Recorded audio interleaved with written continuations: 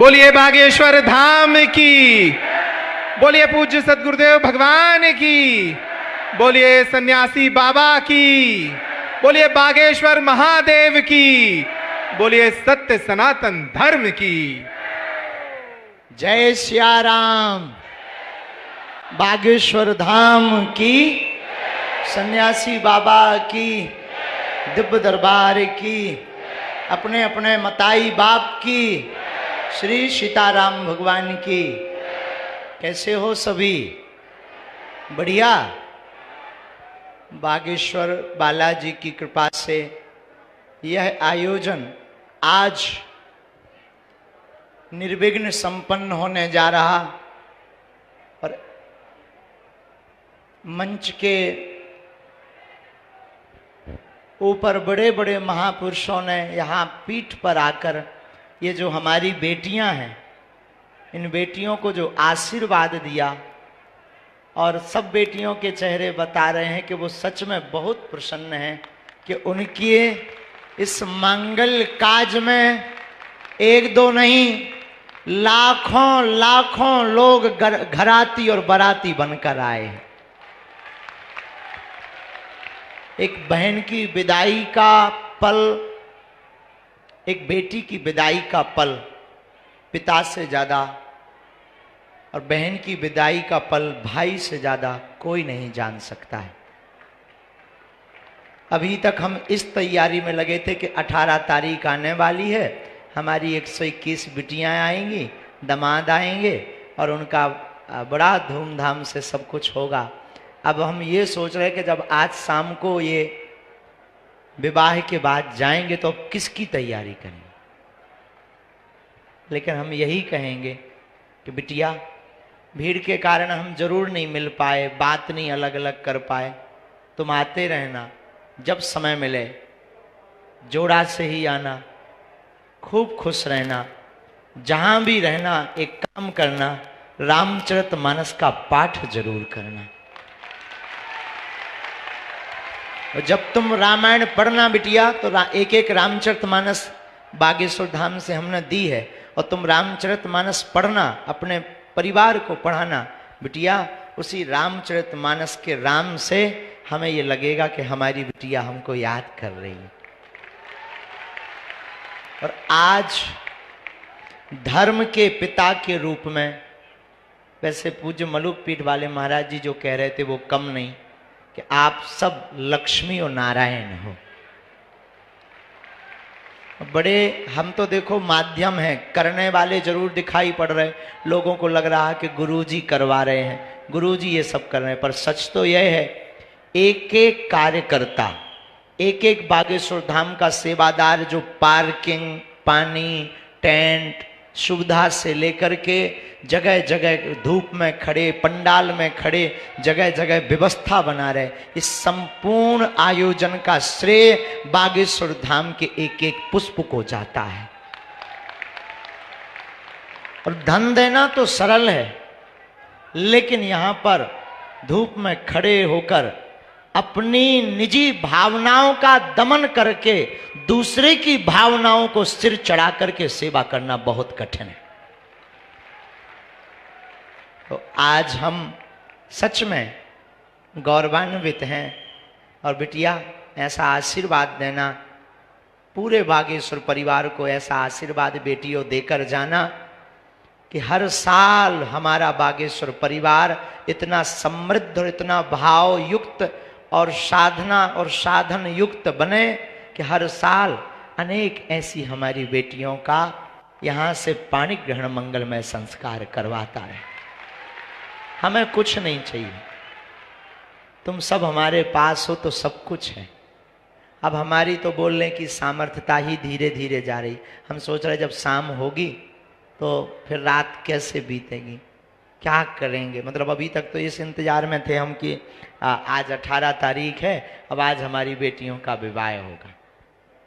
अब फिर कोशिश है, शरीर में सामर्थ्यता रही, कोई ऐसा उपद्रव नहीं हुआ तो अगले साल महाशिवरात्रि को पुनः बालाजी को याद करके फिर बेटियों का पाणी ग्रहण बालाजी करवाएंगे, हमें भरोसा है।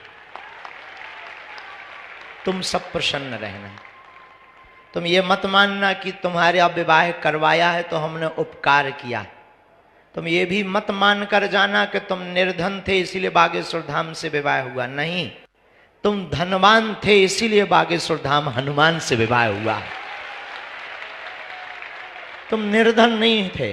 निर्धन होते तो ये लाइट, टेंट, साउंड सर्विस, ये जो महापुरुष बैठे ना, इनको नहीं बुला पाते। तुम बिटिया हरो धनवान थी, और इतनी धनवान थी कि तुम लाखों लोगों को भोजन कराने में सक्षम थी, तब तो लाखों लोग प्रसाद पा रहे हैं।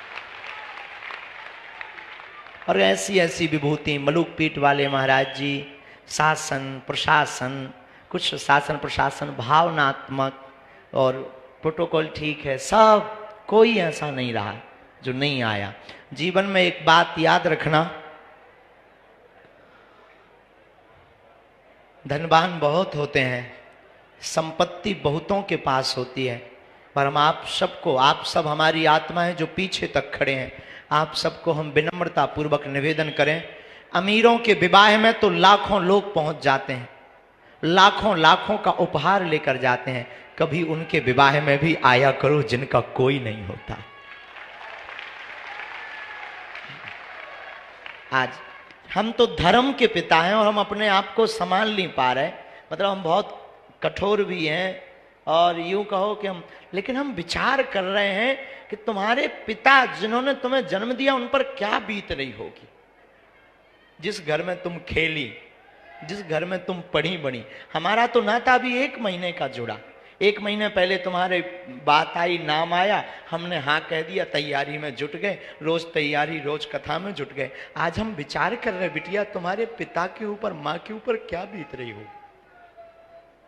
जिस घर में तुम खेली पड़ी बड़ी, जिस घर में तुम चहचहाई, जिस आंगन में तुम कूदी, जिस भवन में तुम खिलखिलाती रही, और आज एक ही दिन में तुम पराई हो रही। संसार का कितना भी कठोर पिता हो, कितना भी कठोर, कितना भी कठोर भाई हो, कितना भी निर्दयी हो, लेकिन जब बहन की विदा होती है और पिता की जब बेटी की विदा होती है तो उसका भी दिल फूट पड़ता, उसकी आंखें गवाह दे जाती हैं, क्योंकि बिटिया अनमोल उपहार है ईश्वर का। पुत्र तो केवल एक घर का नाम रोशन करते, बेटियां तो 2-2 कुलों का नाम रोशन करती। बड़े दिल वाले होते जिनके घर बेटियां होती हैं। कहने को तो ठीक है बेटी का आज विवाह हो गया, सच तो यह है कि अब बिटिया पर अधिकार किसी और का है। आज तक ये बिटियां हमारी थी, अब ये बेटियां एक ही दिन में, इतने दिन का नाता किसी, लेकिन भगवान भी अद्भुत है। हम यही प्रार्थना ईश्वर से करेंगे, जितने लोग यहाँ बैठे, हमें तो आप सब में ईश्वर नजर आता है। कृपा करके कभी भी अपनी बेटियों को नीचा मत दिखाना, कृपा करके कभी भ्रूण हत्या का सहयोग मत करना।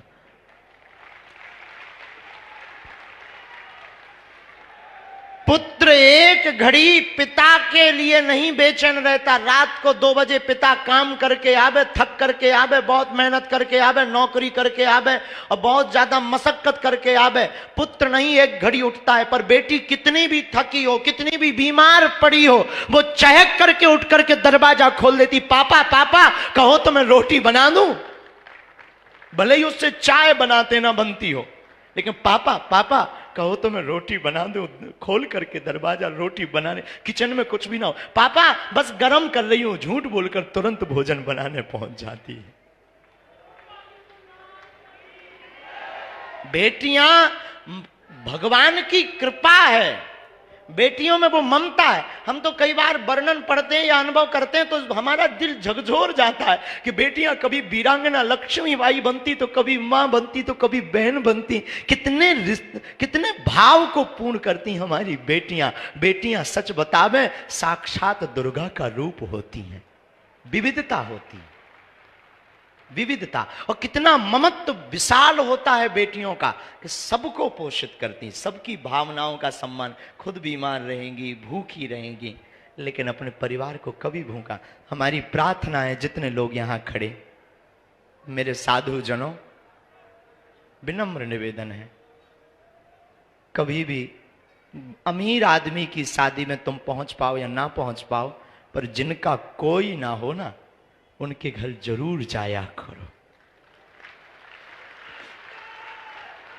उस बेटी को कितनी प्रसन्नता होती है। वही अभी हमको एक पत्रकार मिले रास्ते में, ऐसी जल्दी जल्दी हम चले जा रहे थे, तो हमको कान में गुरुजी एक बात बतानी। फिर कमरे तक गए, हम कहा बोलो।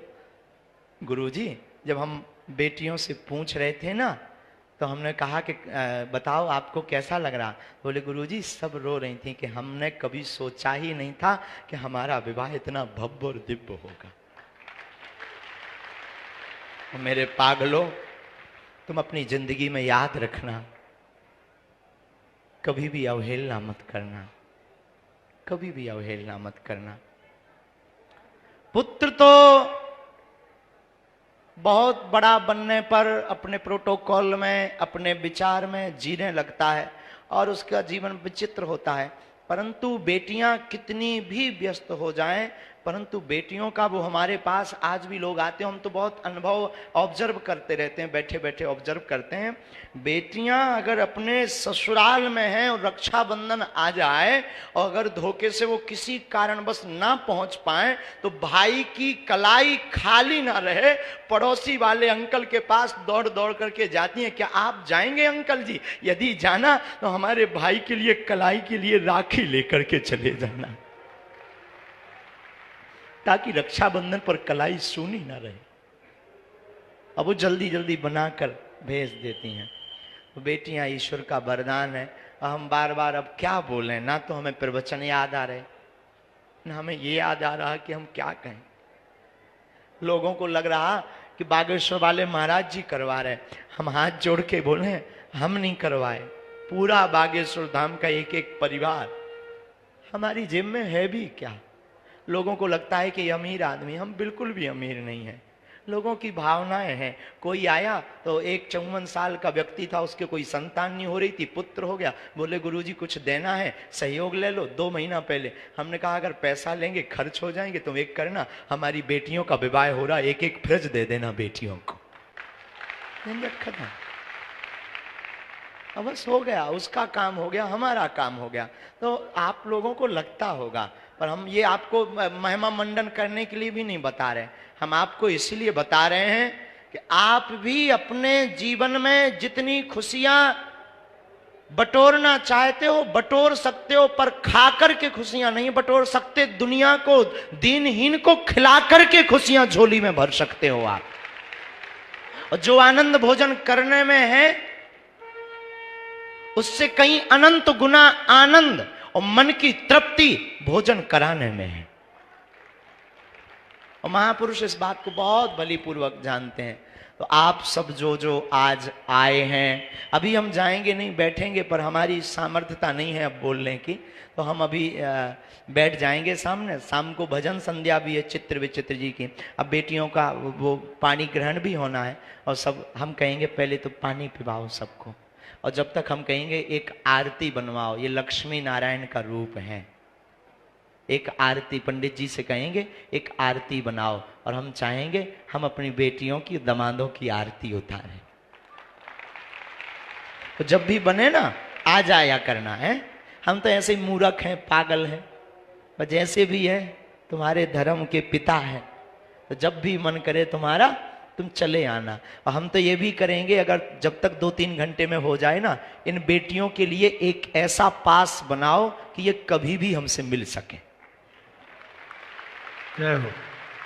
एक सील से कट होकर तुरंत, जब तक अभी भावर पड़ेगी ना बेटियों की, तब तक एक एक पास बनाओ। और अगले साल हम फिर कहते हैं, अब हमें पता नहीं बालाजी क्या करवाएंगे, अगर सबका सहयोग रहा। हमारे पास तो कुछ है नहीं, लेकिन बालाजी ने चाहा और बागेश्वर धाम के एक एक पागल ने चाहा, तो अगले साल 125 बेटियों का करेंगे।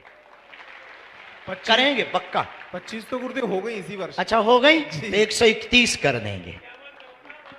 हाँ, 20 कौन पूर्ति करेगा? चलो, चाचा कह रहे 151, 120 चाचा के। अब 151 बेटियों का होगा। और तैयारी आज से ही करो। कौन कौन आएगा? पक्का? जोर से बोलो ना, जोश में कि होश में? एक साल में भूल तो नहीं जाओगे? तो अगले साल 151 बेटियों का करेंगे। और हम चाहेंगे कि अब अभी से, अभी 2 मिनट रुक जाओ, बड़ी आरती बना लो। आते तो रहना। और आज से ही तुम्हारी, अब फिर अगले साल तुम्हारी बहनों का विवाह होगा, उसमें आना है और जोड़ा से आना। बाल मुकुंद जी मिले ना, अब हम तो कुछ नहीं, बागेश्वर धाम से हैं हम, और तुम्हें क्या दे सकते? आशीष तो दे ही रहे, लेकिन हम तुम्हें ठाकुर जी दे रहे कि ये तुम्हारे साथ रक्षा में दोनों की जिंदगी भर रहेंगे। और एक एक तुलसी की माला दी है ना, है एक एक तुलसी की माला है। ये तुलसी की माला हमने इसलिए दी है ना कि कभी तुम्हारे गले में बेटियों सोना चांदी ना रहे ना, तो मनहीन मत करना। तुलसी की कीमत इस दुनिया में कोई वस्तु नहीं है, उसको धारण करे रहना। और रामायण जरूर पढ़ना, ताकि तुम्हें हमारी कभी कभी आए ना धर्म पिता की याद आए। इस बहाने तुम ठटरी बारती रहोगी, तो ठटरी को बरो हैं, ये भी कहते हो बड़ो नक कटा, हमें दिन भर बैठा रहे रहो, ऐसा कहो। अच्छा, धक्का मुक्की तो नहीं हुई? अच्छा ना। और अब हम क्या बोलने लायक नहीं है, बाकी बोलते भी जा रहे हैं। ये भी कह रहे हैं कि बोलने लायक नहीं है, लेकिन चुप भी तो नहीं हो रहा है। और चुप इसलिए नहीं हो रहा कि सबसे लास्ट में जो खड़े ना, उन्हें हम ठीक से देख नहीं पा रहे हैं। तुम्हें हम दिखा रहे, टीवी पे देखो। चलाइए भैया, मोई टीवी पे चला। कौन तो रे कक्का को अलग ने चला? हाँ चला। हाँ अब हम दिखाने। हाँ सब जने बहुत अच्छे हो, बहुत आप लोगों ने सहयोग किया, आपका हृदय से धन्यवाद। जुग जुग जियो और अगली साल की तैयारी करो, भारत हिंदू राष्ट्र की भी तैयारी करो। धन्यवाद।